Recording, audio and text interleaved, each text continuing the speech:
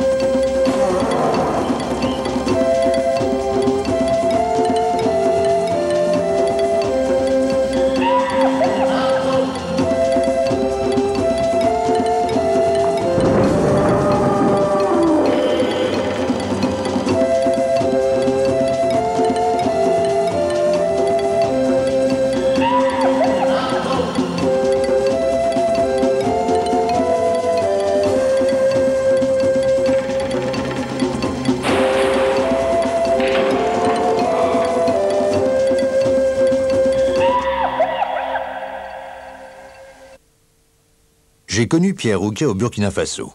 Malgré sa jeunesse, il y avait dans son regard la luminosité terne de ceux qui en ont déjà vu pas mal. Ce garçon calme et tranquille semblait déambuler dans les rues de Ouagadougou comme s'il y était né.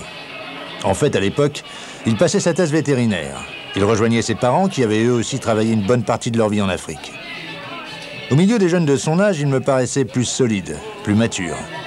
Et puis, comme nous étions amoureux de la même femme, appelée Afrique, plutôt que de rivaliser, nous avons parlé d'elle.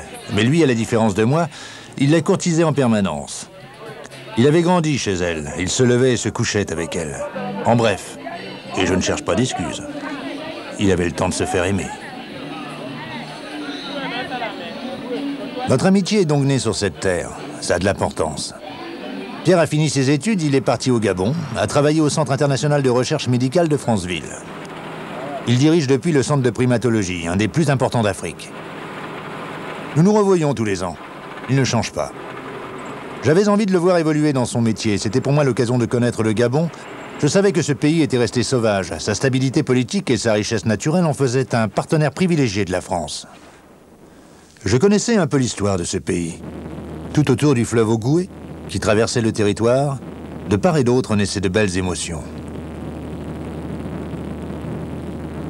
Ce fleuve, sur lequel le comte Savorgnan de Brazza naviguera et laissera une des belles pages pacifiques de l'histoire coloniale. Sa rivalité avec Stanley que tout opposait, son pacte avec le roi Makoko, roi des Batéké, premier symbole d'amitié. Ce jour-là, à Franceville, nom donné par Brazza à deux villages au confluent de la Passa, l'ambassadeur de France était venu rendre un hommage à l'explorateur avec les grandes autorités du pays. Il y avait aussi les anciens combattants. Pierre était présent.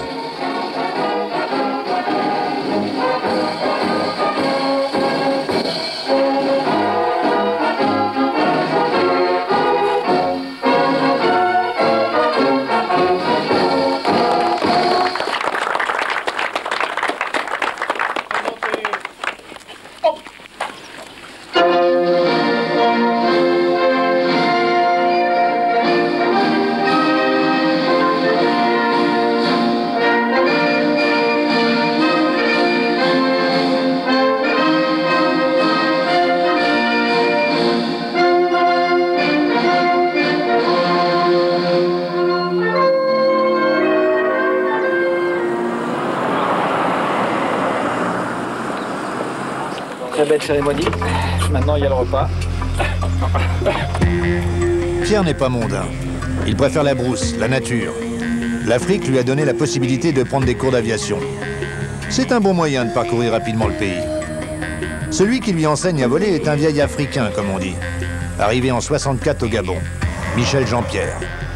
C'est un personnage, une gueule. Il dirige l'aéroport de Menda. Un bel endroit. Coupelles qui permettent aux trucs d'aller et revenir, qui sont cassés. J'ai commandé ça. C'est très facile. Tout commander en Europe, bien sûr. Ou faire soi-même. Là, il y a des... Avec lui, Pierre survole les grandes étendues gabonaises. Un jour, il piloterait seul. Il irait plus loin encore. Il se prendrait pour Mermoz.